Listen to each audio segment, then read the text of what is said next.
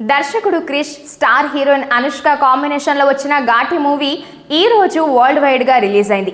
క్రిష్ సినిమాలో ఒక కొత్త స్టైల్ ఎప్పుడు ఉంటుందని అందరికీ తెలుసు. ఈసారి కూడా ఆయన రియలిస్టిక్ యాక్షన్ డ్రామాను ఆడియన్స్ ముందుకు తెచ్చారు. సినిమా హైలైట్స్ ఏంటంటే ఫస్ట్ హాఫ్, సెకండ్ హాఫ్ లోని కొన్ని సీన్స్ ఆడియన్స్ ని అట్రాక్ట్ చేశాయి. స్క్రీన్ ప్లే స్లోగా ఉన్న డీప్ ఎమోషన్స్ చాలా బాగున్నాయి.